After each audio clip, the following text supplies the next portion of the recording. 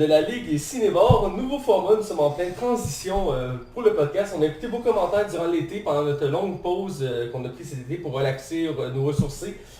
Donc c'est un nouveau format plus épuré. On se concentre juste sur la critique de films, pur et simple, mais c'est sûr qu'il y a toujours une introduction. Si les grosses nouvelles, on va les mentionner. Exemple, on en a une aujourd'hui qu'on va mentionner. Mais bref, c'est le nouveau format de podcast, il doit être beaucoup plus court et condensé. Donc plus de perte de temps pour vous et pour nous. On a un décor aussi qui va être au fur et à mesure va être amélioré.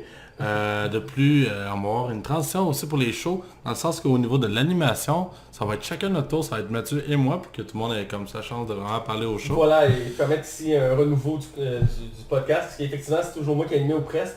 Et un des commentaires c'était que ce serait bien qu'il y ait une variation dans l'animation, et je comprends, et ça me va aussi, ça me permet de faire autre chose. Donc voilà, cette semaine on critique un des gros films de l'été, un des plus gros sans me tromper je peux le dire. C'est les derniers Spider-Man en date, Spider-Man loin des siens, mais pour entrer en contexte, c'est une grosse nouvelle qui est sortie une semaine à peu près. Ouais, ça fait déjà une semaine? Ça fait, je pense en fin de semaine, mais si ça ça fait une semaine, c'est proche d'une semaine. C'est la grosse nouvelle qui vient de sortir sur l'univers de Spider-Man, donc on ne peut pas l'ignorer. Je vais te laisser nous mettre en contexte. En fait, ce qui est arrivé, c'est que Sony détient les droits de Spider-Man, et l'entente qu'il y avait actuellement avec Marvel, c'était 2 films solo, plus 3 apparitions dans des films Marvel vraiment hors Spider-Man, dont Civil War, Infinity War et Endgame. Ouais. Actuellement, l'entente, c'était que Disney touchait juste l'argent pour les films Marvel Studios. Sony, lui, finançait et recevait l'argent des films solo de Spider-Man. Mais là, ce qui est arrivé, c'est que Marvel Studios a voulu avoir sa part du gâteau puis faire 50-50. Que ce soit autant la production que ce soit au niveau du box-office. Ce qui fait que Sony n'est pas intéressé du tout. Puis je comprends Sony de ne pas vouloir se faire casser les jambes puis se faire dire écoute, tout l'argent que tu fais, nous on en récupère la moitié. Pendant que Sony de son côté, il y a quand même Venom qui a marché très fort, même si c'était un très mauvais film. Puis il y a Spider-Man Into the Spider-Verse qui n'a pas tant marché au box-office, mais qui a gagné quand même la score du meilleur film. Ouais, pour prouver... Puis c'est ça, il va gagner en temps puis en années, puis ils vont faire de l'argent aussi avec. Fait que le point est que Spider-Man actuellement ne fait plus partie du MCU en ce moment.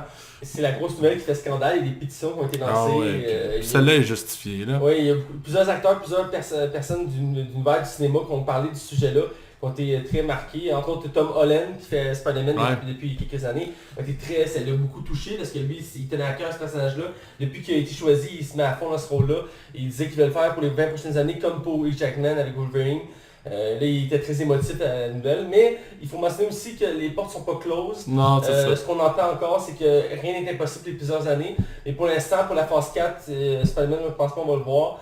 Je serais bien surpris maintenant. Je serais bien surpris, ou autres personnages du univers de Spider-Man, vu qu'ils sont tous reliés ensemble. Ouais. Mais pour la phase 5, qui sait, peut-être qu'ils vont réussir à s'entendre d'ici là, c'est encore dans 3-4 ans, donc il y a encore du temps pour essayer de s'entendre sur quelque chose de possible. Mais sinon, c'est sûr que Sony de leur bord, eux, ils veulent exploiter Spider-Man, c'est leur filon d'or.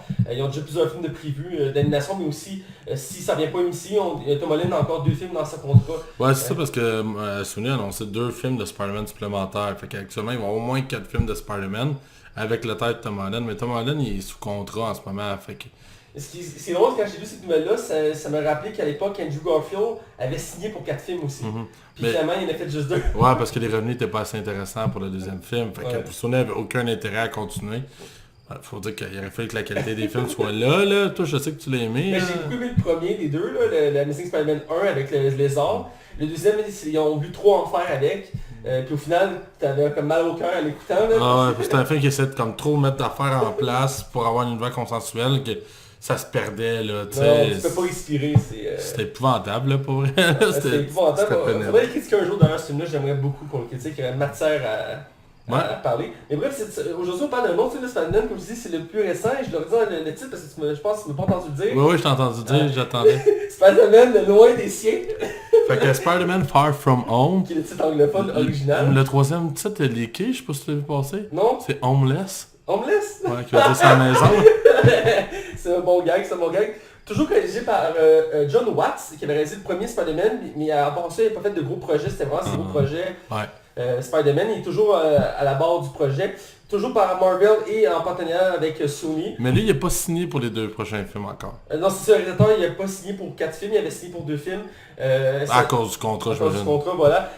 C'est pas impossible qu'il revienne parce qu'il a fait un bon job quand même pour les films de Spider-Man qu'on a le droit. On en reviendra là-dessus. Comme je dis, c'est toujours par Marvel, mais aussi par Sony et Columbia Pictures qui se gère la production du film. Au casting, on a quelques nouveaux noms. C'est des nouveaux pour l'univers de Spider-Man, mais pour l'univers en tant que tel, il y en avait déjà établi. On a toujours Tom Holland en Spider-Man Peter Parker, qui est encore là, toujours dans son rôle. On a le retour aussi de Samuel Jackson dans le rôle de Nick Fury, qui était un peu absent des derniers films de l'univers de Marvel, même s'il y avait une courte apparition dans Endgame à la fin du film. Mais il y a Captain Marvel qui a quand même un rôle important. Ah ouais? Bah oui, c'est vrai. Oh oui, c'est vrai, excuse, oui. Je te voyais te douter. Excusez, il est tard, je suis un peu fatigué. Oui, effectivement, il était revenu en version jeune pour Captain Marvel, mais pour l'Avenger, il l'avait mis en retrait, ce qui est compréhensible, il y avait tellement de personnages à gérer. À un moment donné, il faut que tu fasses des choix.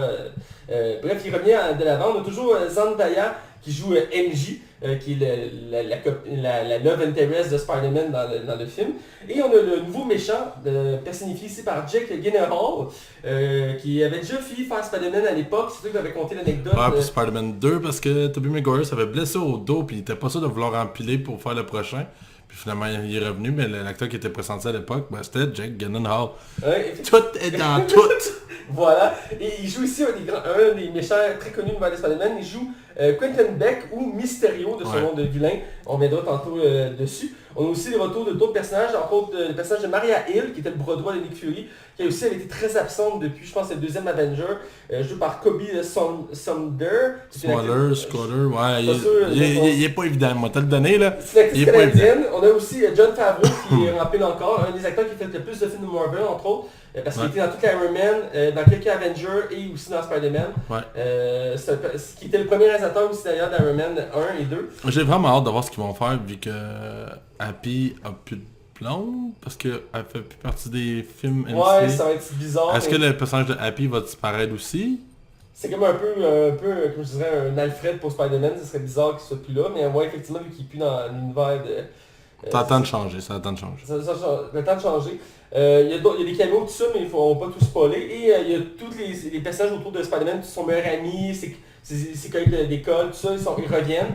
Certains changés, d'autres qui restent pareils, qui sont autour du casting. C'est pour les gros noms en rapport avec le casting.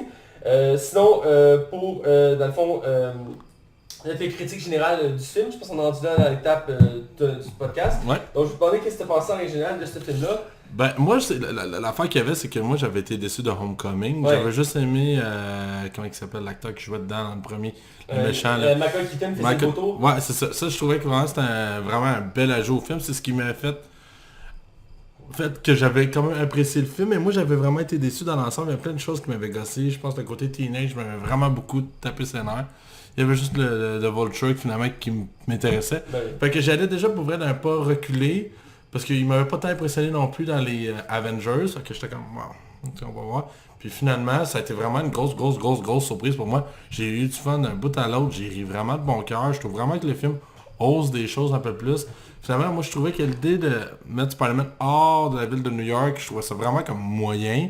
Puis finalement, je trouve que de le sortir, finalement, ça fait du bien au personnage après comme 7 films à New York. Mais de le voir ailleurs, ça fait changement. Puis je trouve que ça permet aussi aux réalisateurs de pouvoir prendre des risques. Ben, pas des risques, mais d'avoir des nouvelles idées de mise en scène. Tu sais, que juste tourner autour d'un poteau qui a un drapeau, ou juste de se faufiler de tour de building en building. Je trouve vraiment que ça peut apporter vraiment des bonnes idées. Je trouve vraiment que le film, il a vraiment un bon rythme. J'ai trouvé vraiment le méchant de Mysterio vraiment réussi. On pourrait dire ce qu'on veut vraiment, genre des films de Spider-Man dans l'univers du MCU, mais côté méchant pour Spider-Man, il est vraiment gâté, il a vraiment 5 étoiles, autant au niveau des acteurs qu'au niveau des méchants. Pour vrai, à date, c'est un de mes films préférés du MCU. Je trouve vraiment qu'il y a des bonnes idées de réalisation avec Mysterio, puis je trouve vraiment que le film, ça a fait du bien après un gros endgame. Je trouve vraiment... Même si j'aurais fini avec Endgame la phase 3, je trouve vraiment que ce film-là est un bon film de transition à la phase 4. Fait que, ouais, je te laisse y aller à ton tour. Oui, Spider-Man Far From Home ou Loin des Siens est un peu la meilleure qui était Ant-Man à l'époque après Age of Ultron. C'était un film pour reprendre son souffle. Ouais. Ce que j'ai vu aussi comme ça, comme toi. Moi aussi, Homecoming, je l'avais pas tant aimé que ça, j'ai trouvé quand même bien, puis c'est un Spider-Man. Ouais. Mais il y avait assez de, ils ont essayé de recréer les effets qu'on a vus dans les précédents Spider-Man. L'effet époustouflant, l'effet vraiment haute voltige, tout ça. Et ça prenait moins bien.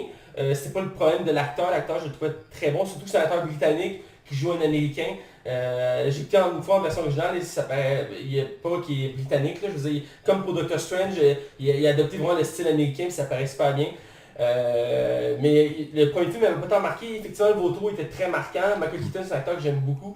Il a réussi à faire un vautour vraiment incroyable. Il venait de sortir de comment il s'appelle le film Birdman. Ouais, qui est assez ironique là, mais... C'est un peu film sur sa vie, là, si on peut dire. Ouais, mais Birdman c'était vraiment bon. Ah, j'aime ça qu'on l'a pas critiqué. On l'a critiqué, c'est dans nos premiers shows. Ah, ça fait longtemps, c'est pour ça, mais j'avais adoré ce film-là. Bref, pour Spider-Man Loin des Siens, j'ai beaucoup aimé. J'ai retrouvé ce que je cherchais sur un film de Spider-Man. J'ai aimé, au début, j'étais pas sûr de l'idée de prendre Spider-Man puis de l'éloigner de New York, vu qu'on était toujours habitué de le voir là. Mais finalement, ça cadre bien. Même si certaines scènes, j'aurais préféré que ce soit retravaillé, parce qu'une des choses qu'on aime voir de Spider-Man, c'est la haute voltige, le fait qu'il saute d'un bâtiment à l'autre avec ses fils, tout ça. Il s'en sert pas tant que ça, à part à la fin du film. Il en abuse pas tant, il s'en sert pas tant, parce qu'il peut être un peu dérangeant, mais ça passe. Tom Holland est toujours aussi bon en Spider-Man, il le maîtrise très bien. Autant le côté Peter Parker que Spider-Man, des fois c'est pas évident de maîtriser les deux côtés. Chaque acteur qui avait personnifié Spider-Man jusqu'à l'heure actuelle avait chacun leur avantage. Un était mieux en Peter, l'autre mieux en Spider-Man, c'est selon les points de vue. Ici, vraiment, je trouve qu'il y a une bonne maîtrise des deux, même si ça sonne toujours teenager, comme tu disais. C'est un film plus adolescent, mais en même temps, c'est le côté léger, parce qu'après Avenger, phase finale, qui est un film extrêmement lourd, ça faisait du bien de pouvoir respirer, d'avoir des enjeux moins énormes. Ouais, c'est ça, ça permettait de reprendre le souffle. Voilà, et ça montrait aussi certaines répercussions du précédent film, parce qu'on se demandait après ces films-là comment on va faire pour continuer. Et Spider-Man le montre assez bien, même s'il abuse un peu trop de l'image d'Iron Man dans le film. Ouais, ça je suis d'accord. On viendra à côté spoiler, mais il abuse beaucoup de l'image. Même si c'est le premier film, il en abusait quand même beaucoup aussi. Mais le 2, c'est une coche au-dessus. C'est comme on y va à fond. C'est un film d'Iron Man dans l'univers de Spider-Man. Voilà. Mais dans l'ensemble, j'ai adoré le méchant mystérieux joué par Jake Gyllenhaal. Il est excellent. C'est un méchant qui, à la base, est de seconde zone dans l'univers de Spider-Man, pour ceux qui connaissent les comics. Que depuis les films de Sam Raimi était censé être là, même il avait été teasé dans les films de Sam Raimi. Je pense que c'était lui qui était censé s'en venir pour Spider-Man 4, ça se peut-tu? Oui, entre autres, puis il y en a qui disaient que ça allait être Bruce Campbell qui était censé le faire. Ouais, puis ça serait la raison pourquoi il était dans Cameo dans les 3 autres avant. Ça aurait été écœurant. Ça aurait été malade. Voilà. Et bref, c'est un méchant qui était longtemps attendu. Même il avait été teasé pour le 3e Amazing Spider-Man qui a été annulé. Il était censé être dedans. Parce que dans la fin du 2e, dans le générique, on pouvait voir tous les méchants qui étaient teasés. Et on voyait le globe de Mysterio dans ceux qui étaient teasés. T'avais Kraven le chasseur, Octopus, tout ça, qui était prévu. Bref, on en fait le droit Mysterio, puis c'est bien parce que reprendre les mêmes méchants qu'on a déjà vus, c'était pas évident. Dans ce cas-ci, c'est une bonne chose. J'ai adoré l'acteur, il maîtrise parfaitement bien le personnage de Mysterio. On reviendra plus en détail dans le côté spoiler. Mais il a fait un Mysterio vraiment, comment je dirais ça, manipulateur, mystique, à double face, si je peux dire. C'est un méchant qui n'a pas en tant que tel des habiletés extraordinaires, mais il se use tellement bien que ça fait... Parce qu'il est brillant, c'est ça. C'est un génie, un peu à la manière de Spider-Man ou Iron Man. Vraiment, c'est très bien joué. Les ajouts comme Nick Fury, que je suis très content de revoir. C'est un personnage, il y a un acteur que j'aime beaucoup, Samuel Jackson. On voit qu'il a toujours un plaisir fou à jouer Nick Fury. C'est le gars, le espion qui sait tout, qui connaît tout, il tire les ficelles. Les premières scènes que tu le vois dans Spider-Man, c'est malade. J'ai aimé ça voir, c'est un bel ajout au film qui montre encore une fois que Spider-Man faisait partie d'un tout. Parce qu'on a pu juste l'exclure, Happy, faire juste un film de Spider-Man, ça aurait pu marcher, mais on n'aurait pas l'impression que c'était un univers de MCU. Ça aurait été juste un film de Spider-Man. Dans ce cas-ci, vraiment, on s'est imprégné à fond de l'univers de Spider-Man, de MCU, on va en reparler un peu plus loin, mais il y a beaucoup d'éléments. Dans l'ensemble, l'action est bonne, les effets spéciaux c'est incroyable, le scénario est très bon. La twist finale du film me jetait à terre. Je suis encore bugué à savoir qu'est-ce qu'on fait avec ça. Mais même là, le fait qu'ils soient plus dans le l'univers de MCU, ça va être buguant aussi. Mais tu sais, en même temps, on oublie une affaire, là, si on parle pas du film, là, on parle, tu sais, ils ont annoncé le Phase 4, elle est plus courte, elle est 3 ans, il y a moins de films, ça laisse quand même un 300 de jeu et plus pour ramener Spider-Man au moins au barcail, là. Espérant qu'il peut se faire ramener. À la limite, Disney rachète Sony, ça va. Ouais, faut pas, là, Parce que là, il y aurait genre il y aurait le contrôle. Je suis même pas sûr légalement, il passerait, là. Non, déjà que ça a failli pas passer pour Fox, là, ça a tout pris pour que... Ouais, c'est ça, puis à date, ils rentrent pas dans leur argent, là, j'ai lu. Ben, ils ont annulé plus de 800 projets de films, quand ils ont, parce que Fox avait prévu 800 films dans les, je pense, les 10 prochaines années, genre tout comme ça. Tu sais, des films de direct, des trucs comme ça. Ouais, faut te repartir à zéro. Puis ils ont tout coupé, genre. Ah ouais. Fait comme, on annule tout ça, là, on va repartir des nouvelles bases. Là. Puis il y avait quelques projets qui étaient attendus, qui étaient intéressants. J'ai pas la mémoire de tout, là, mais Fox, c'est des grosses franchises. Moi, j'ai lu qu'il y avait du monde qui avait eu la chance de voir New Mutant, Ouais. puis que c'était bon. Ouais, j'ai lu ça aussi récemment. Ils ont fait des projections il y a pas longtemps pour le film. Parce qu'il y a une nouvelle cote, là. Ouais, une nouvelle édition. Et à ce paraît, là, le public aime bien. Ils n'ont pas donné une date de sortie pour le film, c'est censé être cet hiver. Et pour l'instant, la date a changé comme 4 fois à date. Fait que... Ouais, puis d'après moi, il sortira pas directement sur Disney+. Il va sûrement sortir sur Hulu, là. Ben, Hulu se veut comme une plateforme plus adulte. Ouais, c'est ça. J'espère que Hulu va s'en aller au Canada, là. Il n'est pas au Canada. Non, c'est juste aux États-Unis à date. Ah, c'est dommage, effectivement. Ouais, parce que Disney a fait vraiment un ensemble intéressant, là. C'était Disney+, Hulu, plus ESPN+. Ouais. Ok, bon, moi j'écoute pas ESPN. C'est drôle parce que Hulu a du contenu en français. Ouais, ça je comprends pas. Parce que Futureman, c'est Hulu, puis il existe en français. Parce que je suis pas mal sûr qu'il a pas... il a pas Peut-être en France. Non, en France, ils l'ont pas non plus. Alors, je sais pas pourquoi il y a du contenu Ça en peut être en français. Belgique ou en Europe, tu sais, c'est large, là, en France. Ouais. En tout cas, je sais pas. Bref, on vient Spider-Man. Bref, c'est un... Ah, mais ils revendent peut-être la série à des postes quand Ah, c'était pour ça qu'ils vendaient... Ah, puis eux ont fait le doublage pour le poste. Ouais, je lance ça, mais je sais pas, là. C'est une théorie qui se tient, ça se tient, ça se tient. Bref, ben c'est comme Green Nine-Nine, il y a un doublage québécois parce qu'ils l'ont vendu à Super Écran. Fait que, ils ont un peu Super Écran AV, je pense. Puis il y a un doublage québécois de Green Nine-Nine qui est disponible sur Netflix d'ailleurs, le doublage. Québécois? Ouais, c'est français-canadien. Ah, attends une minute. Tu vas me dire que sur Netflix, il y a Brooklyn Nine-Nine en version québécoise. Ben le doublage là, québécois. Ouais. Et effectivement, il y a une série québécoise de Brooklyn Nine-Nine. Ouais, qui s'en vient. Fait que, maintenant, la saison 1 est traduite en québécois. Ouais. Ah ouais? Ben, québécois, c'est un doublage québécois, comme pour les Avengers ou quoi que ce soit. Là. Il n'y a pas de sac, là, mais je veux dire... Là, à cause de ça, je suis fucking intrigué, je vais aller voir après. J'ai remarqué ça quand j'ai reparti la série, c'était ouais. important. Bref, tout pour dire que le film est très divertissant, il en vaut amplement le détour, contrairement au premier. Et si vraiment ils ont fait ses forts, si je peux dire, le film a peu de défauts, il y en a quelques-uns évidemment, mais dans l'ensemble c'est un bon film de l'univers de Marvel, et un bon film qui conclut la phase 3 qui était énorme en soi, et que Spider-Man avait une lourde de tâche de conclure ça, il l'a bien réussi, même s'il ne laisse pas beaucoup d'éléments pour la suite de l'univers, on ne sait pas vers où s'aligner, ce qui est un peu déstabilisant, qu'on n'est pas tant habitué dans l'univers de Marvel depuis tant d'années. Il nous laisse tout le temps une petite piste de où ils s'en vont, puis là c'est assez flou. Donc peut-être pour l'instant, il se laisse le temps de respirer avant de partir. On va voir. Bref, on va être du côté spoiler sans plus attendre pour parler en détail du film. Alors allons-y. Attention, vous rentrez dans la zone spoiler. Attention, vous rentrez dans la zone spoiler. Alors on est de retour du côté spoiler et encore une fois on parle de Spider-Man loin des siens. Je suis un peu déstabilisé parce que le format est différent. Ça va venir, tu vas t'habituer, je sais que le monde va pas s'aimer ça. On va alterner, fait que toi aussi il va falloir que tu t'habitues à ça. Ah ouais, c'est clair. On va parler peut-être du film, il y a beaucoup de choses à dire, c'est un gros film quand même, il y a beaucoup de stock, il y a beaucoup de concepts, beaucoup d'éléments. J'irai d'abord avec Spider-Man, tout simplement, Tom Holland. Qu'est-ce que tu as pensé de lui dans le film? Ben moi j'étais vraiment plus convaincu là, de son personnage. Pour de vrai, tu sais, je trouvais que les Avengers avaient réussi à le mettre quand même un peu plus intéressant que dans Homecoming. Je trouvais que dans Civil War, le personnage avait l'air vraiment cool, puis finalement par la suite j'avais été déçu. Mais je trouve vraiment dans celui-là, Tom Holland est comme plus naturel dans le personnage. Je le trouve vraiment comme juste plus trippant. Tu sais, oui c'est un jeune qui découvre, mais j'ai l'impression que c'est un jeune qui est encore, tu sais, un peu comme j'aime Spider-Man dans le sens qu'il a sa vie privée puis sa vie professionnelle ou super-héroïque. Tu sais, ils sont tout le temps entremêlés puis il est tout le temps en train de se battre à se dire qu'est-ce que je fais.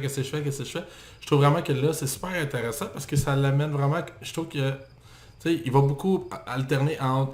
Tu sais, dans le fond, lui, ce qu'il veut, c'est avoir des vacances après un gros endgame.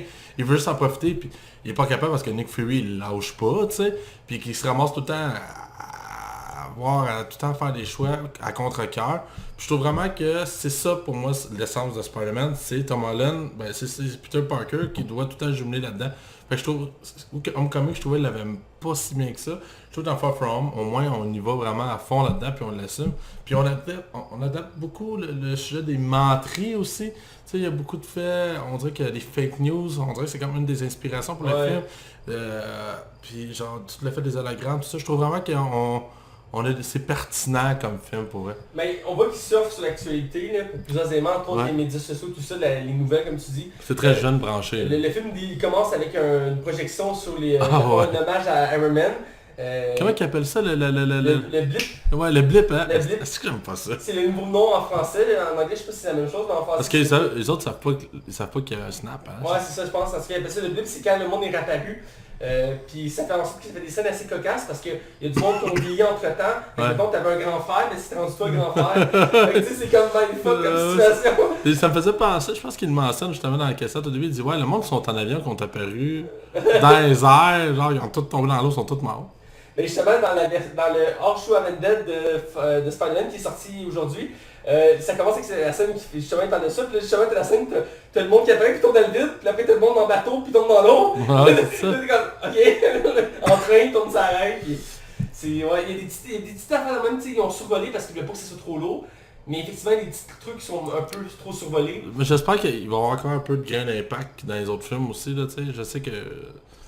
Ben, je sens qu'il va y avoir quand même des références au fur et à mesure, mais tranquillement, j'imagine qu'ils vont commencer à disparaître au fur et à mesure. Mais effectivement, Spider-Man, j'ai trouvé qu'il était plus convaincant. Il y a des bonnes scènes. Au début, il accepte pas d'être Spider-Man dans le sens qu'il veut pas une pause. À la base, il veut pas de son costume, ouais. Ce qui est assez révélateur de son état d'esprit. Finalement, sa mère l'a laissé dans la valise. Sa tante, excuse-moi. Sa tante. Fait que là, au début, il panique, parce qu'au donne, ça fait une petite scène où il panique. Et finalement, il est correct, puis il a son costume. Il y a vraiment la misère avec son identité dans l'univers MCU, ouais. Puis une chose qui est un peu gossant, mais qui finalement passe bien, c'est que le fait qu'il y a beaucoup de monde qui sait son identité. D'habitude, dans les films de Spider-Man, mettons avec Tobey Maguire, au total, il y a comme 5-6 personnes qui savent qui il est, genre. Ah, à peine, t'as pas Mary Jane. Ça prend genre 3 films au total. T'as pas Mary Jane qui le sait. Mary Jane, je pense que ça fait sa tante, elle le sait. Non, sa tante la première. T'as Harry qui le sait, t'as Osborn qui le sait. Ouais.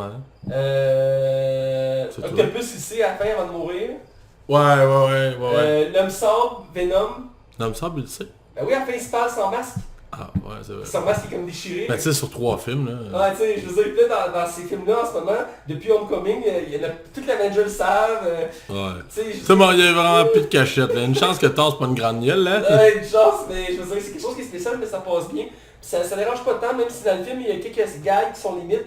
En tant avec Happy qui fait un gag vers la fin du film où qui dit je suis amoureux de la tante de Spider-Man, puis t'as écrit les étudiants de la classe de Spider-Man, puis là t'es comme ouais. Ah ouais, j'ai même pas marqué. Ils sont comme dans le musée, puis ils sont attaqués, puis là genre ils paniquent, puis il fait comme j'aime la tante de Spider-Man, puis là genre tout le monde regarde comme hein. Mais, ouais c'est vrai, hein.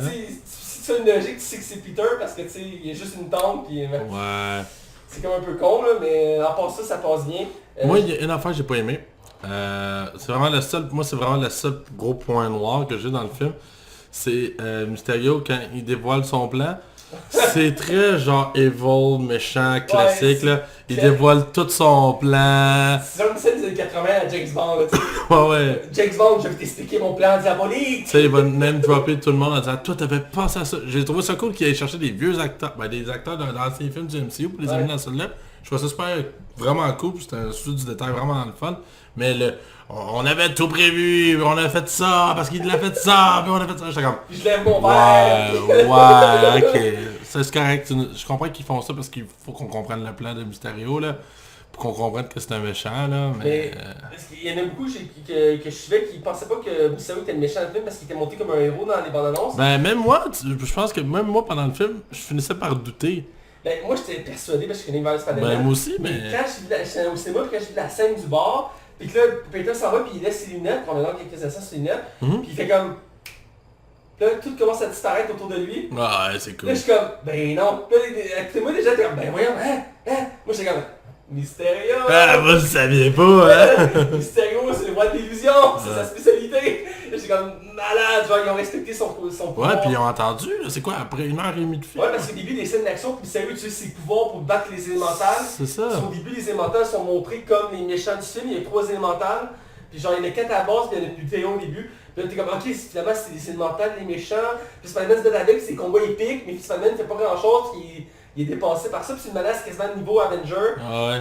Puis finalement, Mysterio, il se bat, il vole dans les airs, puis j'ai laser, puis il se téléporte. Puis comme, ok, mais Mysterio, il est trop fort, là. C'est genre le nouveau Iron Man. Puis comme de fait, c'est comme ça qu'il est montré. Ouais, c'est ça. C'est ça aussi, c'est un autre Ben, je sais pas si c'est vraiment un défaut. Iron Man, il est partout dans le film. Ouais, parce qu'il y a des fresques de lui, il y a des journaux. Le Mysterio existe à cause d'Iron Man. Ouais, il y a des statuettes d'Iron C'est ça l'affaire Man. qui a dérangé beaucoup de monde, c'est que les méchants Spider-Man à l'heure actuelle existent à cause que Iron Man existe. Ouais, dans le premier, à Parce cause de la que ville de New York. Voto, il existe parce que Spider-Man il a vaincu sa compagnie. Après Ouais. Spider-Man Iron Man il a vaincu sa compagnie. Ouais. Ok, il est devenu méchant. Là, Cotton Beck, il travaillait pour Iron Man, puis Iron Man il a vaincu sa technologie de hologramme dans Civil War, où il fait un lien avec Civil War, je sais pas si tu as catché, Ouais. parce qu'il fait une présentation, puis c'est sûr c'est un montage, on voit en background comme je suis pas content du bon de la technologie. Puis fait que c'est un autre méchant, puis c'est quelque chose qui m'a dérangé un peu, mais ça passe dans le sens que à l'heure actuelle, Spider-Man n'a pas de réel méchant à lui, mais les méchants qu'il a sont devenus méchants à lui parce qu'ils ont une haine envers Spider-Man.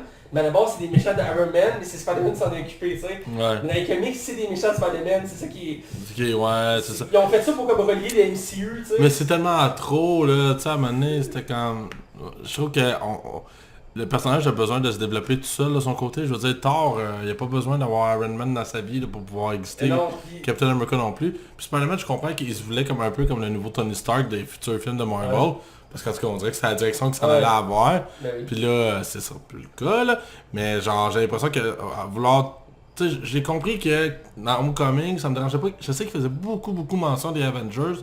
Je me disais, ok, le monde, il y a peut-être du monde, monsieur, madame, du monde qui savent pas que ce Spider-Man-là fait partie Ouais. de cet univers-là.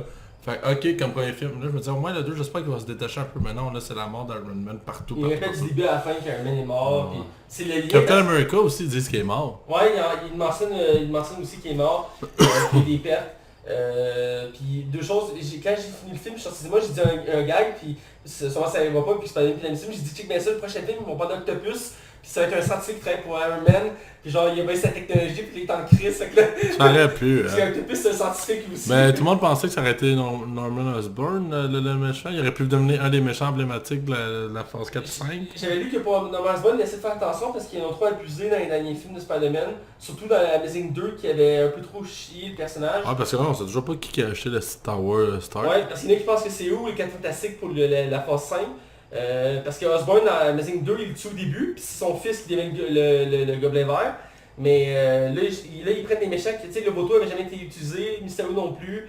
Là, ça pourrait être Kraven. Il y a Kraven qui est en liste, mais là, Sony disait qu'il va faire un spin-off dessus. Il aurait pu prendre Venom, mais il y a déjà un film dessus. Morbius, mais il y a un film dessus. Ça pourrait être encore l'homme sable. Mais il y a l'homme sombre qui est possible, mais Spider-Man, il y a beaucoup de méchants. Mais c'est négatif. Mais ça négatif, qui serait un excellent méchant d'ailleurs, il est peu connu, mais c'est un des plus grands méchants actuels de Spider-Man parce qu'il y a vraiment une bonne histoire. Quoi qu'avec Dr. Octopus aussi, ça pourrait être encore cool.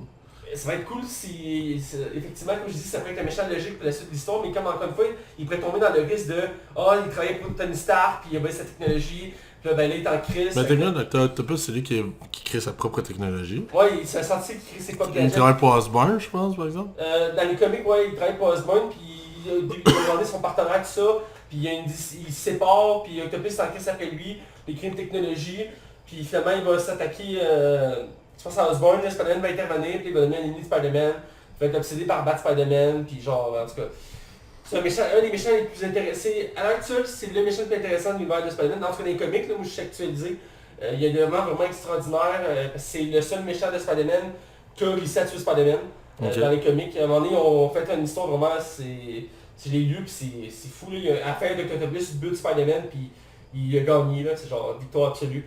Puis c'est canon, là, c'est actuel. Là. En tout cas, on va rester concentré sur le film. Ouais, c'est ça, je Et sais pas. là, on va rentrer dans le vif du sujet, le nouveau méchant du film, qui est, comme on parlait de Mysterio, il y a la scène du bar, mais toutes les scènes d'action autour de lui, moi je les ai trouvées. La scène dans le stationnement où il affronte Spider-Man la première fois, il pitche dans un corridor, il fait rebondir, il fait revivre des... Il se fait rentrer dedans par un train. Il fait ressusciter genre un mec en zombie. Parce que- Mais, moi, je l'ai trouvé vraiment crédible comme méchant, comme gentil, je veux dire. Il réussit quand même à te faire croire, tu sais, il va voir Peter, tu sais, il donne des conseils, puis tu sais, quand il explique qu'il vient d'une autre multivers, ça c'est une de mes déceptions, c'est que finalement le multiverse, en tout cas techniquement, il n'existe pas tant là. c'est un mensonge qui se brise à la fin parce Parce que dans Endgame, ça fait du sens, là, mais dans en tout cas.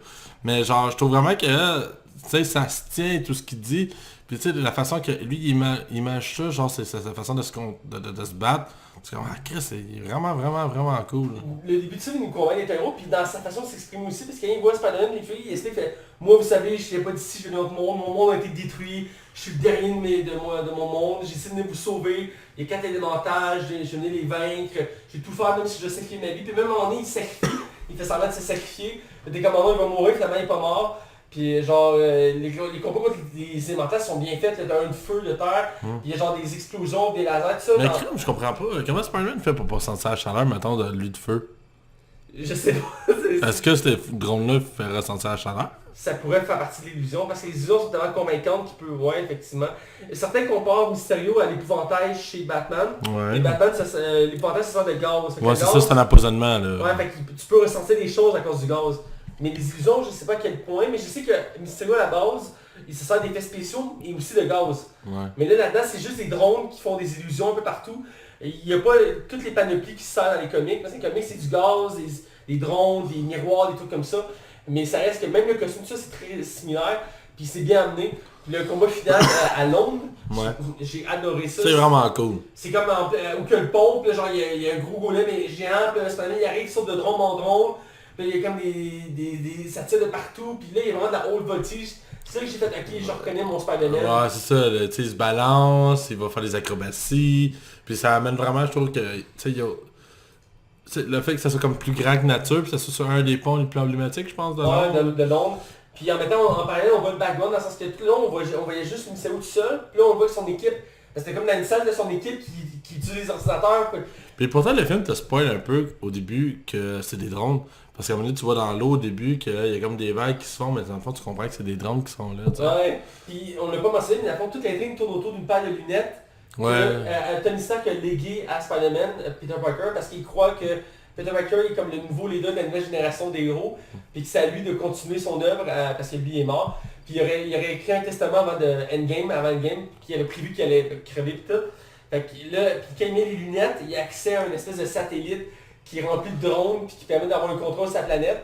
Puis là qui disent ben ouais mais si elle a ça, pourquoi c'est Endgame? Là c'est sûr c'est place à interprétation. Ouais, je comprends le point, mais tu sais, à un moment donné, il faut comme aller au-delà de ça.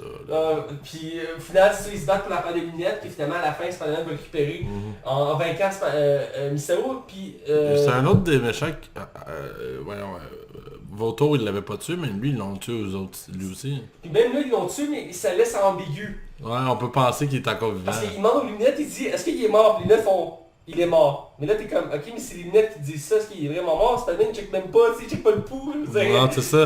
Mais de toute façon, Jake Gyllenhaal, c'est le genre d'acteur qui fera pas 4 films, genre. Fait... Non, c'est pas... En plus, il a déjà dit, il aime pas les gros films, tu sais, je veux dire... C'est un gars, ouais, c'est ça, ça me surprendrait. Tu sais, je veux dire, c'est déjà surprenant qu'il ait accepté de faire ça, parce qu'il a déjà dit plusieurs fois que lui, les gros films, il aime ça les films indépendants, tu sais, qu'il y a une profondeur pis tout, là. Je pense qu'il a eu du fun, il a l'air d'avoir eu du fun dans le faire celui-là. Il a bien aimé ça, puis j'ai écouté des entrevues, puis il a vraiment trippé à faire ce rôle-là. Puis c'est un bon challenge pour lui. Mais effectivement, à la fin, on croit qu'il est mort. Puis ça, Spider-Man finit son voyage, il retourne chez eux. Parce que tout le long, dans la fois, Nick Fury le poussait, mais vu qu'il n'y a plus de méchant, il peut repartir. Puis c'est vrai que, dans la fois, il y a 2 twists finales au film qui sont assez surprenantes, sur un générique. Une qui a pu se mettre à la fin du film, ils l'ont gardé pour le générique finalement. Puis à la fin du film, c'est plus Peter Parker qui se retrouve avec MJ, puis c'est comme un peu une happy ending correct, là, qu'il est revenu en paix et tout. Parce que tout le long, il cherche, puis à la fin, il réalise qu'il est prêt à endosser le rôle d'être un héros, puis d'être le futur, d'être plus sérieux, d'avoir être celui qui va guider les prochaines générations.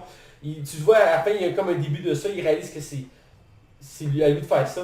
Puis, de fois, il y a 2 twists dans le générique. Une que j'ai eu de la misère à comprendre, mais la première, qui est assez évidente, c'est une scène qui a pu se retrouver à la fin du film Spider-Man, un peu comme Black Panthers l'ont fait. Dans la fin de Black Panthers, la première scène dans le générique, aurait pu être à la fin du film, mais ils l'ont mis dans le générique, c'est qu'il y a Black Panthers qui est à l'ONU, puis genre, il révèle à tout le monde de Wakanda, puis la technologie du Wakanda, puis qui est Black Panthers. Mais là, c'est Spider-Man, il est à New York, puis sa vie va bien, puis il se promène, puis t'as comme des écrans à Times Square. Comme dans les séries TV de Spider-Man, on voit souvent, parce qu'il est tout le temps dans ce coin-là. Et il y a un écran qui s'allume, puis t'as Breaking News, puis t'as le podcast de J.J. Neeson qui part, t'es comme, ben non, puis tu le vois, puis c'est l'acteur dans la trilogie J'ai originale. vraiment été surpris. Moi, je suis tombé de ma chaise. C'était ma plus grosse surprise du film. Je m'attends. Absolument, les pas génériques me surprennent, mais celui-là, il m'a vraiment laissé ailleurs à la terre. Là. Écoute, puis là, il fait comme une nouvelle de derrière, on a une vidéo exclusive qui révèle l'identité secrète de Spider-Man. Attention, puis là, la vidéo part, puis là, t'as Mysterio qui t'attend en train de cracher du sang, fait comme, je dois vous le dire, Spider-Man est un danger pour le monde entier, il essaie de me tuer, il faut l'arrêter. Puis Spider-Man, c'est Peter Parker. Puis t'es comme, quoi? Puis il monte sa face après. Ouais, puis t'as juste genre à la Deadpool face, genre il se met les deux mains. Oh what the fuck! Puis ça coupe là-dessus, genre tu comme. Gros c'est écœurant. Juste son. Et les yeux qui. Oh what the fuck! C'est écœurant. C'est vraiment écœurant. J'espère qu'ils vont donner une issue parce qu'une scène comme ça, là, c'est juste mindfuck. Ben là tu te dis Chris, qu'est-ce qu'ils vont faire avec ça là, tu sais, je trouvais ça osé de faire révéler l'identité de Spider-Man parce que là sa vie va être compliquée après là. Mais ça, parce que là, ils vont passer à une nouvelle direction. Est-ce qu'ils vont trouver un moyen pour qu'il fasse oublier son identité à tout le monde? Est-ce que, tu sais, il va statu quo comme à Civil War, que tout le monde le pourchasse, il y a comme 4-5 ennemis qui essaient de le tuer? Est-ce que ça va permettre Ben, ça met à risque sa famille aussi là, tu sais. Ouais, puis je voyais aussi que ça pourrait être intéressant au début de film que ça crée le Gobelin Vert, parce que ça pourrait être un contexte où que là, Norman Osborn voit qui est Spider-Man, puis il pourrait faire des flashbacks où qu'il y aurait un lien, puis il essaie de le tuer. Ça pourrait avoir un lien avec ça. C'est le plus grand méchant de Spider-Man, c'est Norman Osborn. Mais la scène m'a vraiment sidéré, puis je suis content d'avoir pas cet acteur-là, J.K. Simmons, qui est un excellent acteur, j'ai aimé voir dans beaucoup de choses. Et il avait tellement bien personnifié le boss de Peter Parker. Il dit qu'il était remplaçable. Il était remplaçable. À l'époque, dans Amazing Spider-Man, dans le premier, il l'avait pas mis. Dans le deuxième, il y avait juste des textos de lui. Puis le réalisateur avait dit qu'il n'avait pas réussi à trouver un acteur assez bon pour le faire, fait qu'il avait coupé au montage. Puis il avait dit qu'il pensait peut-être reprendre le même acteur pour le troisième, mais il fallait pas le troisième. Ah c'est ça. Mais il avait pensé peut-être le reprendre, tellement que cet acteur-là était incroyable dans ce rôle-là. Parce que... Ouais, c'est lui. C'est vraiment genre, tu sais, casting parfait là. Puis, il était tellement parfait qu'il a repris son rôle pour la série animée de Spider-Man des années 2000, 2010-2015 je crois. On voyait, c'est le même principe, il était à l'écran à Thomas Square, puis il faisait son podcast, puis c'est lui qui faisait la voix, puis il l'a repris pour genre, je pense, un truc comme 100 épisodes. Puis il avait dit en entrevue qu'il adorait faire ce personnage-là parce qu'il pouvait se défouler, il pouvait faire ce qu'il voulait avec. Puis c'était vraiment le fun, il aimait ça faire ce rôle-là. Puis le revoir comme ça, c'est sûr qu'ils ont changé un peu son apparence pour qu'on se détache, parce que tu sais, il n'y a pas les cheveux gris-noirs, tu sais, parce qu'il y avait les cheveux carrés. Ouais, son look est différent. Là. Il est comme plus proche du comic, je trouve. Aussi, parce qu'il est plus poivre et sel. Si l'acteur est vieilli aussi, il faut dire qu'il est quand même grosse à lui, cet acteur-là. Ouais, parce qu'il vieillissait pour l'autre film, mais là, il a l'âge. Ouais, là, il est correct, il a bon âge. Parce qu'il est chauve en plus à la base, là, J.K. Simmons, ça. J.K. Simmons, il est chauve à la base, effectivement, puis je l'ai vraiment vu avec des cheveux, honnêtement, là. C'est rare qu'il y ait des cheveux, mais ouais. Ouais, à part dans Spider-Man, là. À part dans Spider-Man, là, mais ouais, puis je suis vraiment content de le voir, puis ça ajoutait du lourd pour la suite, parce que ça ajoutait lui au casting. Mais moi, t'avais lui, puis t'avais la fête d'identité de Spider-Man, j'étais comme, oh tabarnak! C'est pour ça que je suis comme vraiment déçu que Spider-Man J.K. Simmons pour revenir pour le prochain Spider-Man, puis se contactait, oui, dans la MCU, mais en même temps, c'est un personnage de Spider-Man, donc... C'est ça, bah ouais, c'est ça, ils vont aller dans la suite, là. Il pourrait apparaître dans la suite. C'est sûr que si le troisième film se fait sans MCU, ils vont continuer sur la lancée du 2. Ben oui, ils peuvent. Mais là, c'est juste bizarre parce que le film va juste faire ça, ils suivront plus le reste. Puis ils feront pas prendre les méchants, parce que les méchants, je disais le Vautour, puis il n'y a plus de mention d'Avengers. Puis aussi, une mention qui m'a dérangé un peu, mais finalement, si ça passe, c'est que Michael Keaton avait dit, durant la production du film, qu'il avait été signé pour le film, il était censé être dans le film, puis finalement, dans la minute, on a annoncé que ces scènes avaient été coupées au montage. Puis, au début, ça m'a fait chier un peu parce que j'avais adoré le Vautour, j'avais le goût d'en voir. Puis finalement, il est pas dans le film. On le voit nulle part, il n'y a même pas de mention à lui, je pense, dans le film. Non. Mais il avait signé pour plusieurs films, puis pour l'instant, il n'est pas revenu. Mais il y en a qui pensaient qu'il voulait réunir plusieurs méchants ensemble par le syndicat. Ben, c'est ça, ou le Sinister Six. Ouais, Sinister Six, voilà. Mais il y a tout, c'est comme Scorpion, il le tease dans le premier, il l'appelle Scorpion, on voit Michael Mando qui serait l'acteur qui le ferait. Puis finalement, on n'a jamais eu de suite à ça, puis je sais même pas si on va en avoir un. Effectivement, il était teasé pour être un des prochains méchants. Puis aussi quelque chose qui est particulier, qui sont calmés, c'est qu'il y a juste un méchant en tant que tel dans ce film-là. Parce que c'est juste Mysterio. Dans Homecoming, t'avais le Vautour, mais t'avais aussi le Shocker qui était là en début secondaire. Puis t'avais le bricoleur qui est celui qui patentait les gadgets des méchants. Mais t'avais quelques méchants. Puis à Amazing Spider-Man, il y en avait trop. Puis je disais, tu comprends. Mais là, ils se sont dit, on se focus sur un méchant vraiment à fond. Puis c'est vraiment bien réussi. Puis pour la dernière scène pas générique, qui n'est pas très claire honnêtement, mais j'ai aimé quand même une allusion intéressante. C'est dans le fond, on voit Nick Fury. Nick Fury et Maria-Hill dans un camion qui roule, je pense, à Londres. Puis ils appellent quelqu'un, puis ils disent, là tu réalises rapidement que c'est Nick Fury. Puis tu vois quand la caméra tourne, tu vois que c'est des Skrulls. Ouais. Qui fait un pont avec Captain Marvel. Ça fait du sens parce qu'il y a des décisions que le personnage de Nick Fury prenait pendant le film qui était comme... Surtout à la fin, tu vois, il est léger parce que d'habitude il est comme... Ouais, mais il y a des affaires que Nick Fury fait comme, voyons, c'est pas Nick Fury ça. T'as remarqué là, je sais pas si tu l'as réécouté le film, Ouais. mais les décisions que Nick Fury où il est juste comme, la façon qu'il adresse Peter Parker, t'es comme, il y a quelque chose qui marche pas. Moi, ça me titillait, je trouvais qu'il avait changé un peu la personnalité du personnage pour finalement comprendre que C'était pas Nick Fury. c'était pas Nick Fury, fait que ça changeait comme toute la perception du film. Je trouvais super cool. Ça annonce des trucs intéressants pour la suite, c'est-à-dire qu'il fait encore exploiter les scores pour la suite des films. Et surtout l'espace. L'espace, parce que la scène, à fond, on va dans voir Nick Fury, puis il est couché sur une chaise longue devant Une fausse plage. Une fausse plage. Puis cette scène-là, il faut que tu sois un master de l'univers de Marvel. C'est la même scène que dans le début de la série de Agent of S.H.I.E.L.D., que Phil Coulson, il y a un flashback, parce que dans le fond, il est censé être mort, mais il dit que non, il l'a envoyé à Tahiti se reposer. Puis l'image qu'il y a, c'est tout le temps cette image-là, la plage avec le soleil couchant, les arbres, tout ça. Puis c'est la même image que Nick Fury regarde. C'est pas un lien avec Agent of S.H.I.E.L.D., parce qu'il n'est pas... Phil Coulson, il est revenu pour Captain Marvel, mais on l'a pas vu dans Avenger. C'est pour faire un petit lien pour les fans. Donc, il se lève, puis il se tourne, puis il rentre dans une espèce de base spatiale, puis il y a comme plein de personnes. Puis là, tu as l'impression que ça se dirige vers le cosmique pour la suite de l'univers de MCU, mais il tease pas de méchant, il tease pas de personnage. On sait juste que Nick Fury est rendu dans l'espace, donc c'est un peu flou comme scène. Mais la trouve ça a été intéressant parce que je suis content qu'ils veulent utiliser des Skrulls, que je trouve qu'il y a beaucoup de potentiel avec cette race-là. Donc vraiment un film assez intéressant, un très bon film de Spider-Man. On a rendu la note, je crois bien. Je pense que oui. Je te laisse te lancer. C'est un très bon Spider-Man, c'est pas le meilleur Spider-Man, je pense que Spider-Man 2 est un peu dur encore à déclasser encore aujourd'hui. Ouais. C'est un mastodonte, Spider-Man 2.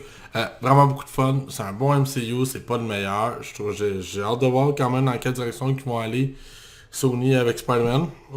Mais dans l'ensemble, c'est vraiment un bon divertissement, un bon film qui finit bien la phase 3 malgré que je l'aurais plus vu comme un début de phase 4, là, mais bref. Fait que moi je vais à 3.5 sur 5. Et toi Mathieu? Très bonne note. J'ai beaucoup aimé ce film-là. Ils ont corrigé beaucoup d'erreurs du précédent film de Spider-Man. Tom Holland est un excellent Spider-Man, un excellent Peter Parker. Mysterio, c'est un très bon méchant, très bien utilisé. Le fait de voyager en Italie, je pense à Prague et à Londres, ça fait vraiment une variété de décors qui rafraîchit le personnage, qui rafraîchit le monde de Spider-Man, c'est vraiment une bonne chose. Pour tout ça, ce film-là, je lui donne un 4 sur 5. Un très bon film. J'ai vraiment été très emballé, j'ai hâte de le réécouter. C'est vraiment un bon divertissement. Et c'est déjà tout pour le podcast. Ça a été très rapide, c'est un nouveau format. Espérons que vous appréciez ça. N'hésitez pas à commenter. Ouais, c'est ça, là. On est en transition. Il y a des modifications qui vont se faire. Si vous avez des suggestions ou quoi, genre, adressez-nous-les, écrivez-nous sur la page. On veut que le podcast prenne un gap de qualité. On se dit plus court, des fois c'est meilleur. Hein? Et voilà. Et on a vraiment condensé notre format. On l'a épuré à fond. Et je pense que ça va être une bonne formule. On a hâte d'avoir vos avis. Donc là-dessus, on vous dit à une prochaine fois et on vous souhaite de bonnes écoutes. À la semaine prochaine! Yeah!